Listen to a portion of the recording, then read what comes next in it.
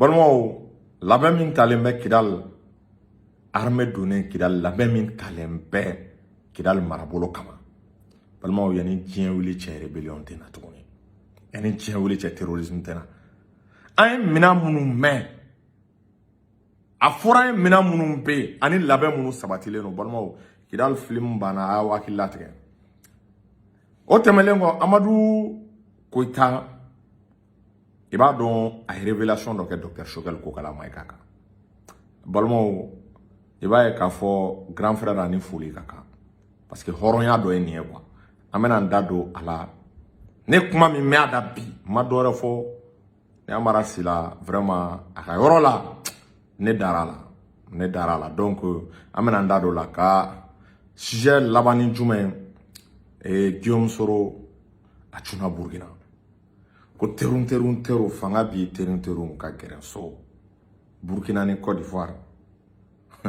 OK am kla ka do sujet kono donc balma amna nous de développer sans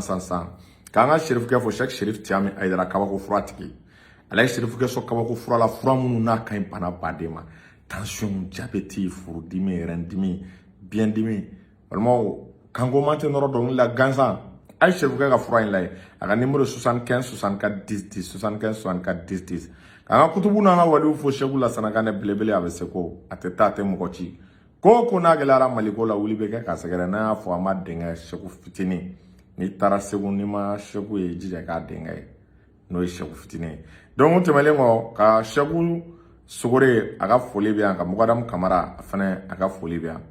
ka chaque sala fo kanjalo ale de fay segu dawra kanjalo fo yan fotuba kura murke ka kuma mancha ni mogo munu mogo bala ma ka numéro duma inbox la ka karamogo Mamadou Famanta Bozo Mori aka foli o belebele bien avec déplacement na Abidjan et o temelengo ka nga groupe WhatsApp mogo pefo mogo munu mene ka groupe WhatsApp la a pefo lendo ka ngera ka mouvement victoire et gloire ka fona président ba Sékou Tounkara ko baraw na le damna récépissé sonora ni mogo munu ne ko kadiye Sékou Tounkara ko kadiye Gilla Jo ko kadiye Mas ko kadiye non abeb se kana do mouvement victoire et gloire la nga jega barake donc je pense folie kele ani et mouvement Jakabara no Cheikh Ahmed Tidiane Tera anaka chedo be implantation na palma on est mouvement ple pas de Mali kono Mali koka donc o ka folie bien bref amedo anga sujet konna la palma armée kelenga kidal mena terroristes ko ku retiré palma ma retiré da terroristes o ye bolle o sa ta ma a do bolla nous c'est naté ni nga teme o clothing la ala ni boli fe jambalma o e ba e ka fo nyogomeni fali jaw ka tel ni mobilier palma o terroristes te son to ne o mobilier boli ka boli ke ni mobilier ka mobilier ta yala o ya haram armée tora patrouille la a tora momoni na est-ce qu'il y a famu que disons kunu anana bo fem bele badoka no re terroristes yo keleme ka mobile fla mugujugu ba kono mobile fla kelege chew ba kono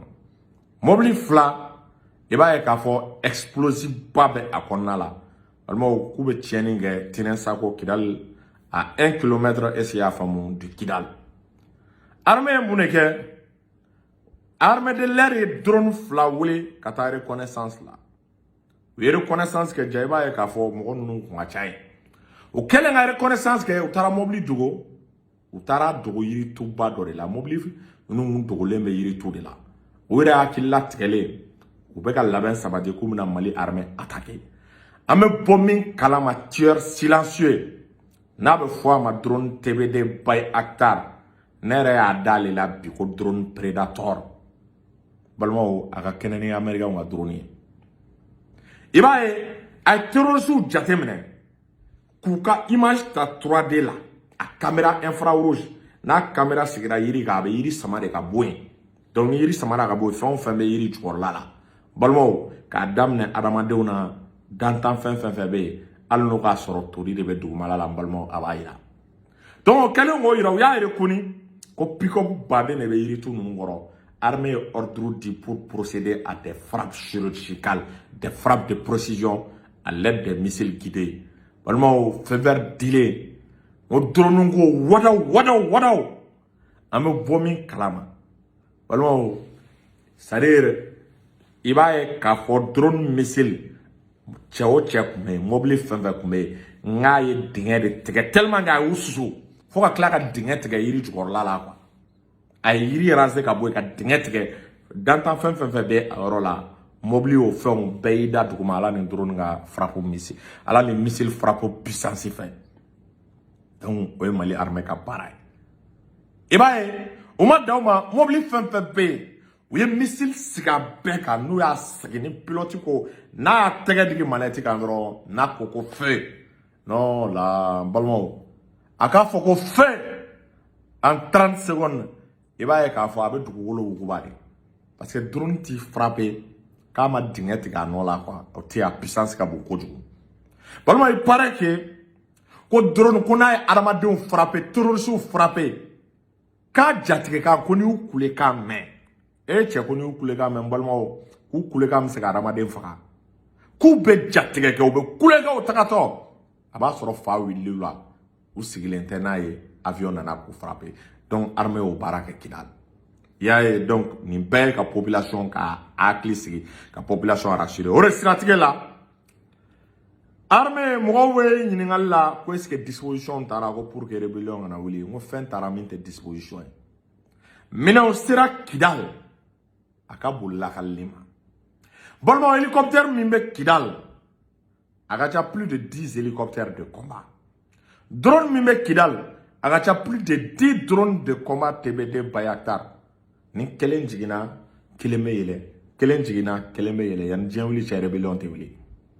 véhicule blindé min blaleme kidal na ka région kidal ana région à sécurité kama balon acha véhicule blindé baduru plus de 5000 équipements militaires blindés balon est-ce qu'il y a femme avion de chasse il va kafo Sukhoi 25 B Albatros B Super Tigano B Sembalement sécurité me kidal bi ate Bamako sécurité me kidal région konala keleke mina me dispositif sécuritaire me ate Bamako konala bonmo gendarmerie sera o bara damne pour sou fene sera pour sou fene na le bara damne o kunye pour que armée aka fanga soro armée ka ta koka ka ta dugu kofela la pour que continuer munu salona balmo ni marfo dakena Perdemu ga daken, avion ti daken, avion ti desekula. Balmo, fola mi umeke ni kidal menela, che damado mena ga marfa dakar ga bulkata, ni o banede. Wanga risu, ko risu ga basi bena sigi kidal. Information me. U ga basi bena sigi tesalit. Balmo yan dien wili che rebellion ti wili tukuni. Ni be minya ina ramade a yin ne ki jigide da ko rebellion me wili o bana kwa. Ka basi bena sigi tesalit basi be sigi agelok irisu wara dar sigile tesalit uka bas sigile kidal balma o kelete sahel mali terre sahel kono kelete wili mo america nga kele famba tubabu ka kele famba ko tesalit yoro contrôler angale nga tesalit soro angara daru sigile me satellite espion mona le di ama balma o awnyata algérie be ka sira malien pia Mauritanie me gasira malien bi dorete u ba do keleke mina mi be amulo keleke mina mi mamulo donc beki aklisigi risu ko luma kelere damne folo kwa uni mina wara unana abu fo charmi ma terminator balmo char terminator asira kidal char terminator be kidal balmo système de défense anti-aérien SAM S400 Pansir S300 balmo ni bebe kidal ko ni sera kidal libéré la ni nunga position ta parce que drone ka fo ki bina avion la yala anguna ka nga position ni balmo dabla la o bayangara te ou e centre la ou ye armée korobo ka drone subana drone do bla munumuno salola kera kurasini drone tura munumuno ni la armée ka drone te automatiquement un radar 59 M6 a repéré. Oui, a repéré à l'aide de, est-ce qu'il y a à l'aide d'un missile solaire tiré par le missile le système de défense anti-aérien Pansir ay missile sol air kelen fligata drone ay drone yere kede iba don français on be testé de ka lay un système de défense à rapidité mais ils ont été servis quoi. Ils ont été servis à un drone détruit drone minana sanfela. Donc risunu on a la coopération avec Sanduru banga tchao formé armée de formation famba be na to ka kedal koron fela be prioriser parce que il va ka fo manga me boy netuma be donc ni manga me boy netuma banga formation chamanga ka tchao ka deli chenjena donc kidal mercera drugono mere yɛrɛ ni armée bara chamanga a bɛ ka population wele u ka segin kana akili sigi ni basigi bɛ kana ni bɛ ko wɛrɛ ɲini ni kɔni bɛna na i ka jamana la i b'a ye k'a fɔ an ka fara ɲɔgɔn kan an ka jɛ an ka Mali baara mais k'a fɔ k'i bɛna rébellion wuli a bila i kunna k'a tɛ se ka kɛ France gɛnna a jigi ye France min ye o bɛ k'a yɛrɛ ɲini ko fiɲɛ min ma kolon to o tɛ kolonkalan to France bɛ k'a yɛrɛ ɲini yɔrɔ min na yɔrɔ kuma tɛ est-ce que i y'a faamu rebelle gansan ma donc o de la u ka marifa bila u kana sinon n'u jigi de bɛ kabiri i b'a fɔ i bɛ controverse mɛnɛ o y'a sɔrɔ drone y'i bɔ baara a y'i halaki kabiri i b'a ŋaniya ta wagati min na bɛɛ ka hakili sigi dɛ ko Mali labɛnnen don Kidal labɛnnen don a protégelen don donc ko bɛɛ k'i hakili sigi o tɛmɛlen kɔ an bɛna Amadou Koita a ye révélation dɔ kɛ Kidal libération na n y'a parti dɔ mɛn an kɔrɔkɛ Kassim y'a adogé, Kassim Traoré a foli bien. Vraiment, c'est des journalistes, grands frères ou dos, pour qui j'ai beaucoup de respect, tellement que il y a Barak Jamana là. Donc, il va y Amadou Koita avec Aïra, vraiment armée et Barak. Wakati mna mougo kundalenta la ko Kidal be soro.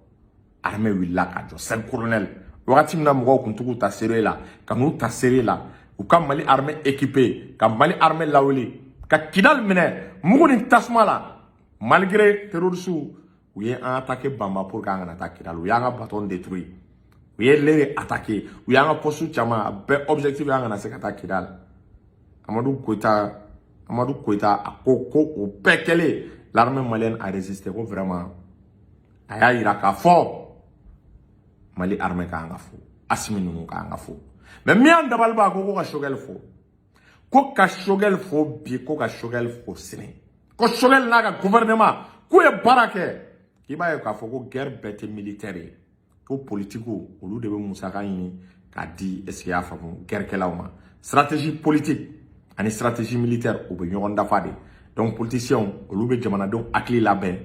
est-ce ya famu pour que armée be se ka victoire sur chogomna ani vision politique donc ko shogel est resté toujours cohérent il est resté constant ko shogel kama fale ama yelema akuma kama yelema atora ka kuma kanga malgré béa affronté olu yera affronté malgré est-ce qu'il y a famu kuma suku be forama ko shogel tora chogola balmo ko shogel ka nga fo kay barake o tansra suye barake kay re barake balmo ni yoro la mese ka fo ne dara Amadou Koita la ne sona ye wa ne Amara Sila ne be yafa ay malien ne bebe se ka fili Philippe se ka besro mente se ngore ka jugu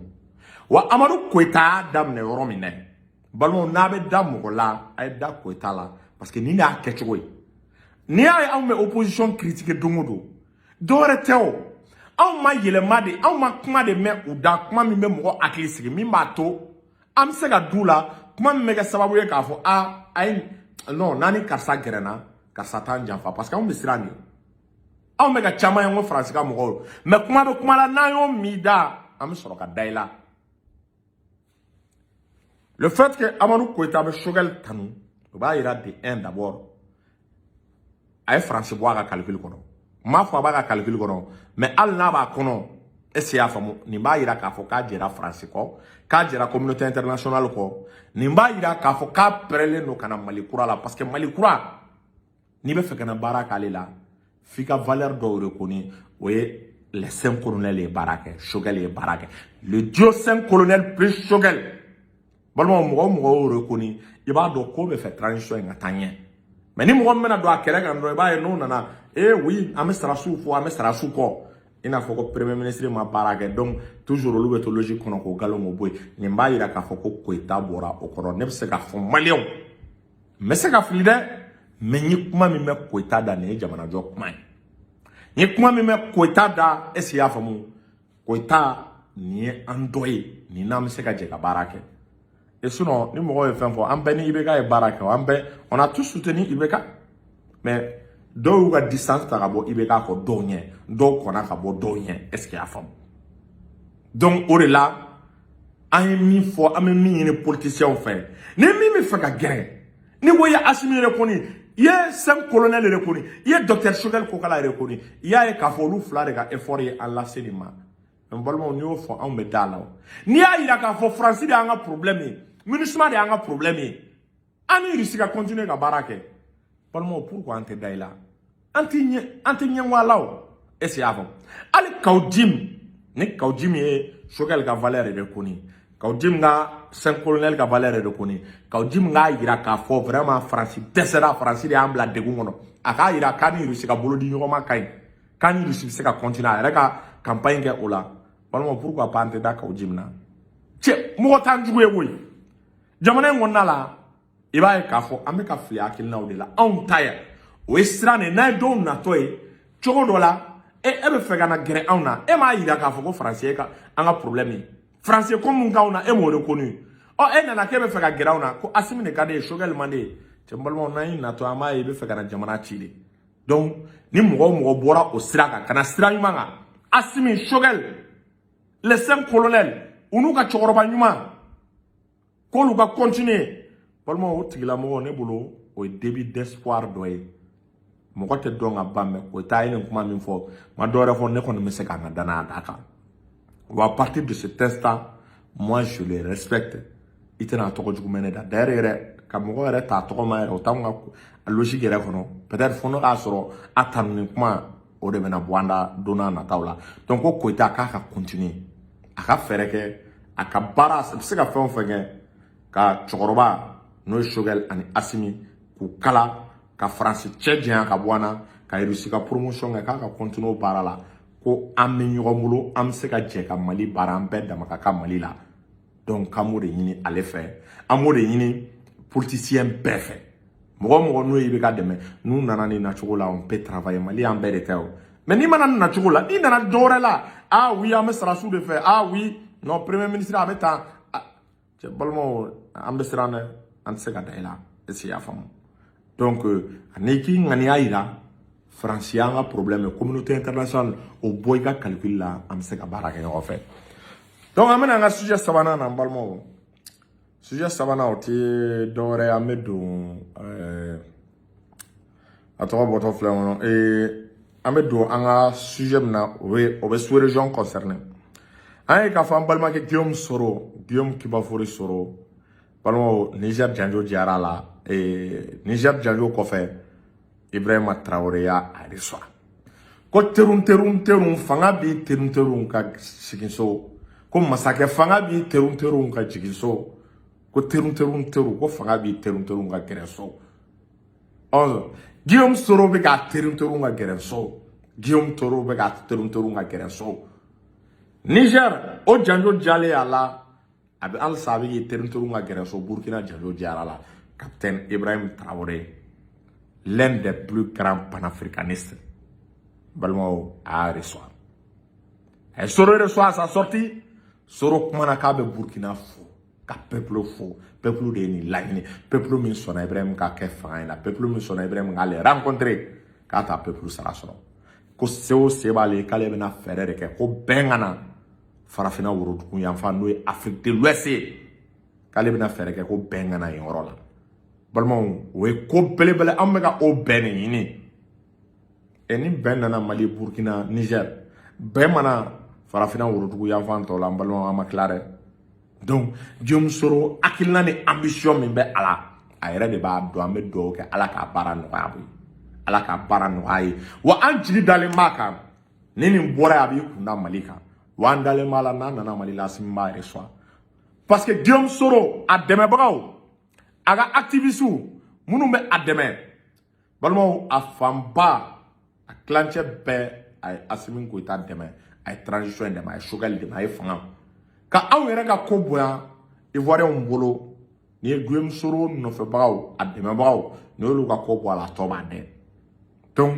Ivoiriens bɛ Maliens fɛ dɛ o de la Maliens n'an dimina an kana a fɔ ko Ivoire ye nin kana dɛ non an ka fɔ Alassane ye nin kana sinon Ivoirien n'a fɔ ko Ivoirien ye nin kana an bɛ filiba de kɔnɔ Ivoirien min bɛ Mali fɛ a tɛ se ka compter ka ban o de ka ca min bɛ Alassane kɔ Alassane de bɛ se ka ko k'an na sinon Ivoire tɛ se ka ko k'an na. La Côte d'Ivoire est un peuple frère, c'est un peuple pacifique. Balimaw Guillaume Soro an bɛ dugawu de kɛ Ala ka fanga k'a nɔgɔya ye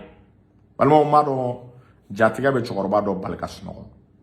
cɛkɔrɔba dɔ ka kalifa bɛ tɔɔrɔ balimaw fo n'o ka sɔrɔ cɛ ko kɛra anw na jamana dɔw ye ko kɛ anw na ko Ala c'est à dire ko Ala ka tila ka olu jamana ninnu o ɲɛmɔgɔ minnu ye ko ta k'a k'aw na k'olu ka tila ka lafiya u ɲɛ la balimaw an ka ko bila Ala ka minɛn kɔnɔ sinon anw ye fɛn sugu bɛɛ an ɲɛ la jamana dɔw ko ka sanction bi an kan jamana dɔw y'a yira k'a fɔ ko ka embargo maintenir to Mali kan hali embargo wulilen ka bɔ an kan ma diya jamana dɔw ye jamana dɔw n'a a tɛ se ka lakale balimaw o de la Mali ka lafiya wagati de sera jamana fɛn fɛn bilala Mali la bɛɛ b'i ta sɔrɔ kelen kelen Guillaume Soro on l'attend au Mali à bras ouverts ma dɔwɛrɛ fɔ dɛ n'a bɛna Mali la an bɛ bɔ k'a kunbɛn de anw bɛ bɔ k'a kunbɛn est-ce que y'a dɔn Afrique ka stabilité sous-région ka stabilité c'est en grande partie dans les mains de Guillaume Soro la stabilité de la sous-région est en grande partie dans les mains de Guillaume Soro. Guillaume Soro bɛ se ka na ni stabilité a bɛ se ka na ni paix ni basigi farafinna worodugu yanfanw français jamana minnu coloniser farafinna Guillaume Soro a jɔda bɛ a bɛ se ka na ni lafiyaba dɔ ye ni jamana ninnu kɔnɔ donc il a notre soutien. On remercie le général Abderrahmane Tiani pour avoir accueilli à bras ouverts M. Guillaume Soro et on remercie aussi le capitaine Ibrahima Traoré pour l'accueil réservé à M. Guillaume Soro. Guillaume Soro est un panafricain. Les Soroistes, tous ceux qui aident Soro,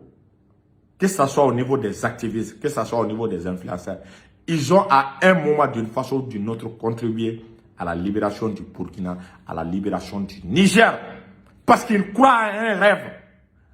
au rêve de fédération, au rêve de l'unité africaine, au rêve de l'unité de la sous-région, au rêve de la pacification de la sous-région. Ça se passe en partie entre les mains de M. Guillaume Soro. Donc, c'est-à-dire, ni seo sebe Mali Burkina, ani Niger, ni seo sebouye, ka Guillaume Soro, vraiment la yini mimbe abolo, no de kanani lafia ni basque, ni jamana nunu, ni seo sebe Mali ukakaye, Burkina ukakaye, Niger ukakaye, cha sangana bingera kane, bingera kane. Nous sommes prêts à aller battre campagne pour Guillaume Soro en Côte d'Ivoire. Parce que non, ça facilitera la fusion. Orela, Ablaoukuna, l'AES, l'Alliance des États du Sahel, à venir Babena, Jamana Chamamna rejoindre. Guillaume Soro, président, il va rejoindre l'Alliance des États du Sahel à Doutoutana. Donc, donnant à la CEDA au cours de Bantoflene, Jamana dobe barala est-ce qu'il y a famu munu be feka do AES ngona la balwan farafina bena dia temene ala sona kaw fu kaw barkada balwan kenaw denge do amara sila shuru chercher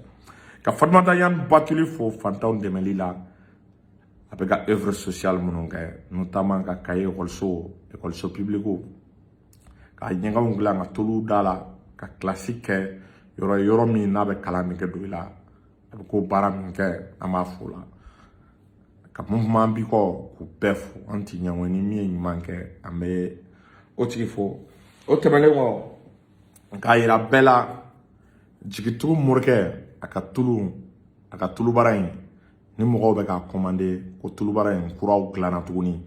munun commander olu bana kuraw glana dawla tulu bonya tulu ani karsike ka dawla dima ika bonya ni dona oromna ani karsike o tulu bara de flene esi afamu mo u kamana gana u dabal bana fɛn minnu kɛra nin tulu in na ala kelen de b'a dɔn a y'a mun n'a bɛ taa baarakɛ yɔrɔw la a y'a mun n'a bɛ taa garijɛgɛ ɲini yɔrɔw la n'a bɛ excel la a y'a mun n'a taara i b'a a kungo bɛ nɔgɔya hali papier ko ni fɛnw bɛɛ la Donc ni mɔgɔ min mago b'a ka numéro la 75 58 76 32 n'o ye Cheikh Sofi Ibrahim Bouare a ka numéro 75 58 76 32 ani ni y'a ka safinɛ ye siritigɛlan est-ce qu'il y'a faamu donc ni a yɛrɛ b'a dɔn adamaden an bɛ tile min kɔnɔna la siriw ka ca i tatɔ i se mana yɛlɛ fura ni fɛn minnu kan a bɛɛ bɛ adamaden siri donc pour que ka siriw tigɛ ka bɔ mɔgɔw kan ka dabalijugu tigɛ ka bɔ i kan ani ka garisɛgɛ foni ka dawula d'i ma i jija i ka nin safinɛ in ɲini dɛ ne yɛrɛ bɛ ka safinɛ in ko tiɲɛ la n bɛ k'a jɔda ye est-ce qu'il y'a faamu bɛɛ k'a ɲini ka nin safinɛ in k'a utiliser donc pour que ka safinɛ in sɔrɔ i bɛ weleli kɛ numéro la 75 58 76 32 75 58 76 32 voilà donc n balimaw je pense que an bɛ se ka bi émission bila assalamu alaikum